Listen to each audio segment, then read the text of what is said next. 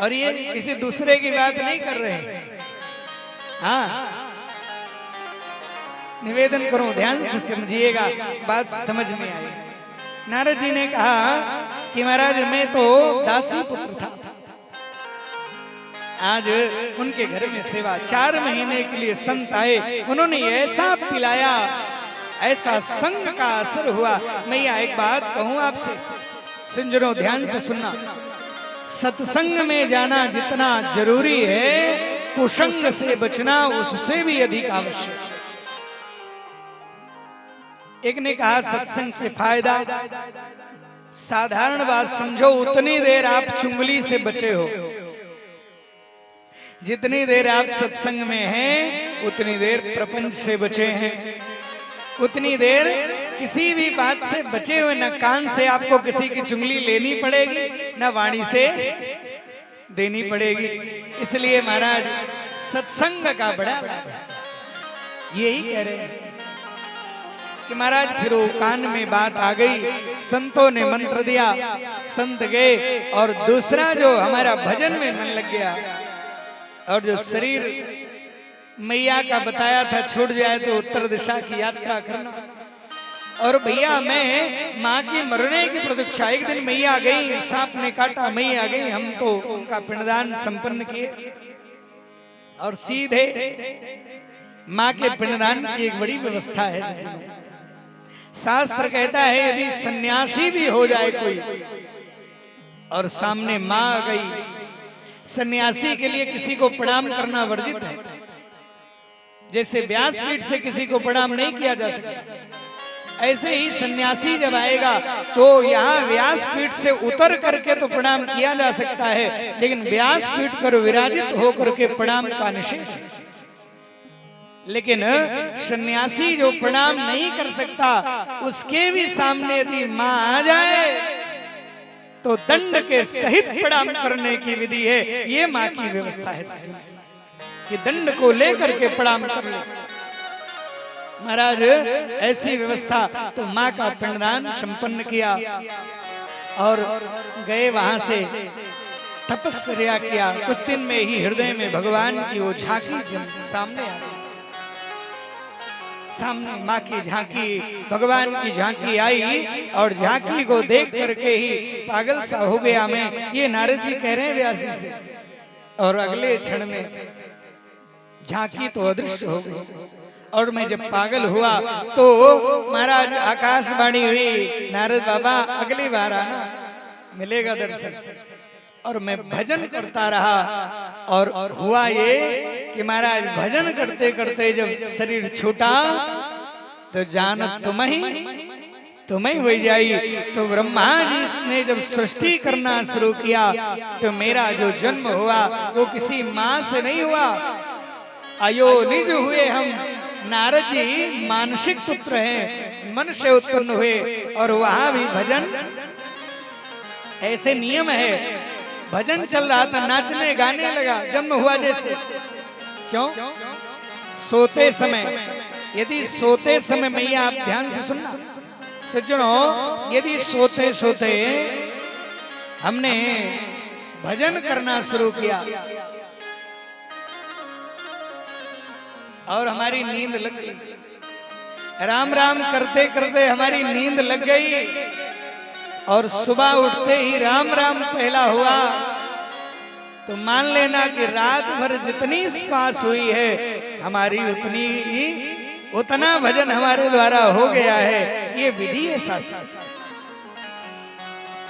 इसलिए महाराज इसी से तो पहचाना हनुमान जी ने, राम राम तै सुमिरन कीना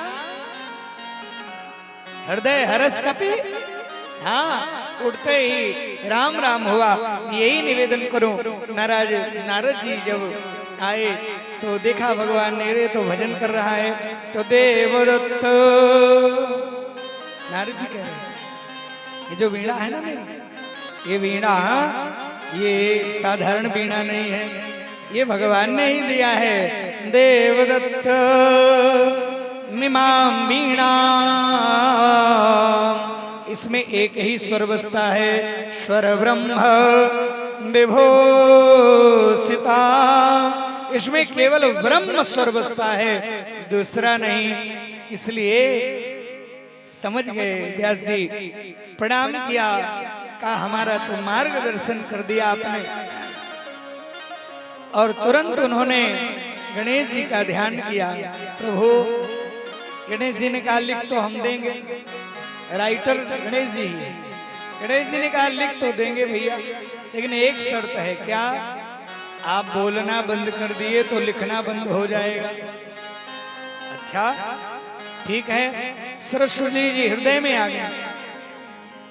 नारद जी महाराज कह रहे हैं कि व्यास जी अपनी बात कह रहे हैं, जब मैंने शुरू कराया 2-4 दिन 5 दिन शुरू हो गया, गणेश जी को 1 मिनट लिखे लगने में, फटाक से लिख के आगे। क्या करें, सारी क्रिया बाधित।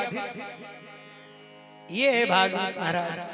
तो महाराज व्यास जी ने विचार किया कि इनको भी समय लगना चाहिए। जब उठना हो कहीं तो व्यास जी 10-20 ऐसे मंत्र बोले कि गणेश जी को भी समय लगने लगा लगाने में अर्थ को, क्योंकि व्यास जी ने हाथ जोड़ लिया था, ए गणेश जी आप लिखिएगा जरूर, लेकिन भावार्थ, शब्दार्थ, बोधार्थ ये सब समझ लिखिएगा, नहीं तो सामान्य व्यक्ति कैसे समझेगा।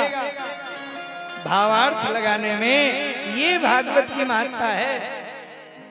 आज तो लोग जिनको 5 लाइन का गाना आ गया, थोड़े 2-4 चीजें आ गई, तब वो भागवत की ही कथा शुरू कर दी। नहीं, भागवत में ही जब शंकराचार्य भगवान ने भाष्य किया है तो उन्होंने 4 शब्दों का भी भाष्य किया है। भगवत, भा से क्या होगा, गा से क्या होगा, वा से, ता से, तो उन्होंने लिखा है कि भा से क्या होगा, लिखा है कि भाति सर्वेषु वेदेषु, जिसमें सभी वेदों का आभास होने लगे वो भागवत है। भाति सर्वेषु वेदेषु, और गति गतिर्यस्य दुरत्यया, इसमें सबकी गति नहीं है, इसमें प्रवेश पाने के लिए कठिन श्रम तपश्चर्या चाहिए। गतिर्यस्य दुरत्यया, वासे वरिष्ठः सर्वशास्त्रेषु, सभी शास्त्रों में वरिष्ठ है। तत्वम परम, परम तत्व की व्याख्या है यहाँ। कहा महाराज ये भागवत है। शुरू कहाँ से हो रही है? जहाँ महाभारत समाप्त होता है सज्जनों,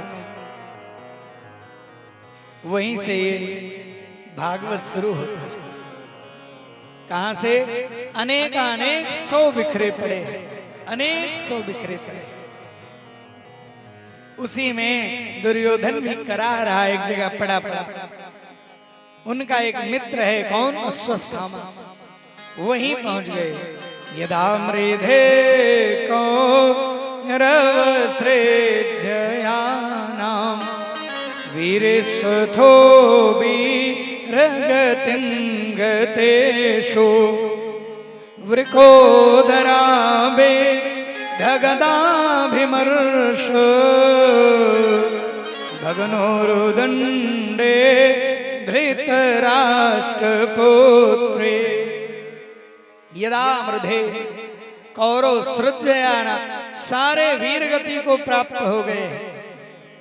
उसी में सैकड़ों 100 के बीच में दुर्योधन पड़ा है।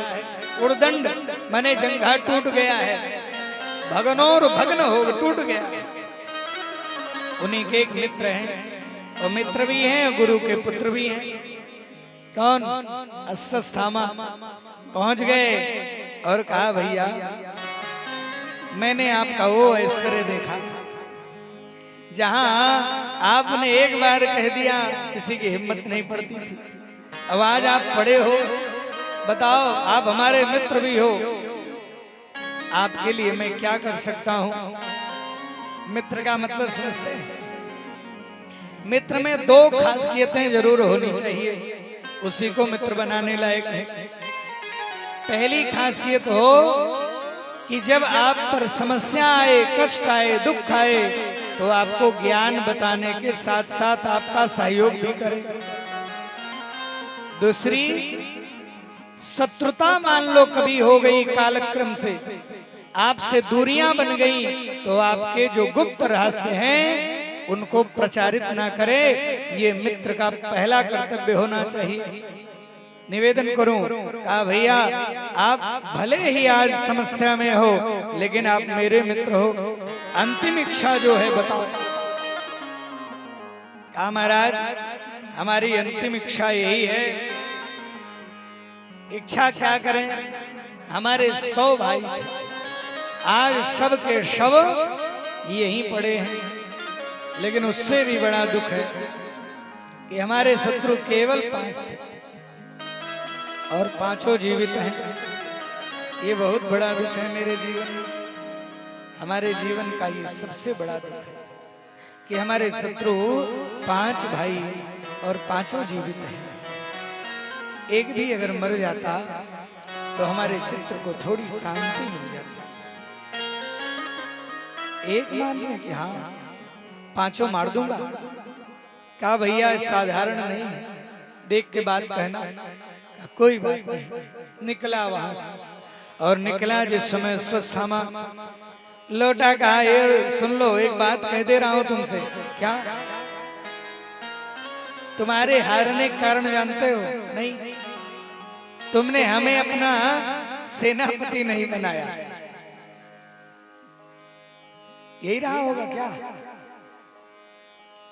अंदर से मान लो बहुत गुस्सा आई होगी दुर्योधन को, इनके पिताजी को हम बना दिए थे, यही बाकी रह गए थे। कहा कि भैया आप बना दो। कहा आप सेने नहीं है तो कौन सेनापति? कहा भी है न 2 सेना, एक हमारे मामा बचे हैं कृपाचार्य, कृपी के भाई, और दूसरे ये क्रूर जी के लिए भी कहा जाता है। कहा ये दोनों हैं अभी, चलो। कहा कि मामा सुनो, हम जैसा कहेंगे वैसा करना है, ठीक है, नियम मत बताना हमें। कहा कोई बात नहीं। निकले, कहा रात में युद्ध होगा। कहा ये नियम विरुद्ध है, रात में युद्ध होगा। हमने कहा था सेनापति मैं हूं। हाँ चलो, लेकिन निवेदन करूं, यदि भगवान रक्षा करना चाहें आपकी, तो दुनिया में कोई ऐसा नहीं है जो आपको मार सके। जो आपके प्रारब्ध में है वो आपको मिल जाएगा, जो आपके प्रारब्ध में नहीं है वो कभी आपको मिल नहीं सकता, नहीं सकता। और जो आप प्रारब्ध में लेकर के आए हैं वो आपको कहीं रहेगा, आपको प्राप्त हो जाएगा। निवेदन करो, आयु के 1 मिनट पहले कोई मारेगा नहीं, लेकिन अगर आयु नहीं है, परमात्मा विपरीत है, काल विपरीत है, तो फिर महाराज बिगड़ जाएगा। भगवान ने पांडवों से कहा सुनो, आज विजय की प्रथम रात्रि है, चलो मनाएंगे हम लोग। क्या नहीं? अरे नहीं, चलो। सबको लेके जंगल चले गए। लेकिन उनकी सोनी सैया पर जो द्रौपदी के 5 बेटा थे, सौभद्रो द्रौपदयास सर्वैव महारथा, 5 बेटा आकर के सो गए। और 5 बेटा आकर के जब सो गए, इन्हीं के पहुंचा ये महाराज अश्वत्थामा, और 5 का सिर काट दिखाना है, लेके चला। और लेके चला सज्जनों, यहाँ दिखाने के लिए पहुंचा दुर्योधन के पास। भैया तुमने एक कहा था, मार दिया 5, ले आओ भीम वाला सब। और जैसे पकड़ा सज्जन,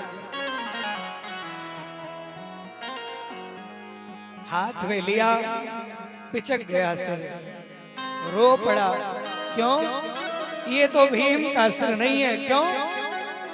अरे मैं भीम के सिर को पहचानता हूं, मेरी गदा का प्रहार होता था भीम के सिर पर तो टुनटुनाहट की आवाज आती है। ये हाथ से पिचकने वाला सिर तुमने इनको क्यों मार दिया भैया? तुमने इनको मार करके तो मेरा कुल ही विनष्ट कर दिया। तुमने इनको मार करके मेरा तो संपूर्ण विनाश कर दिया। रो पड़ा। उसको भी ये वर था, हर्ष और विषाद, दुख और सुख जब एक साथ होगा तभी मृत्यु होगी। मर गया। लेकिन अब ये घबराया कि अगर पांडव जीवित है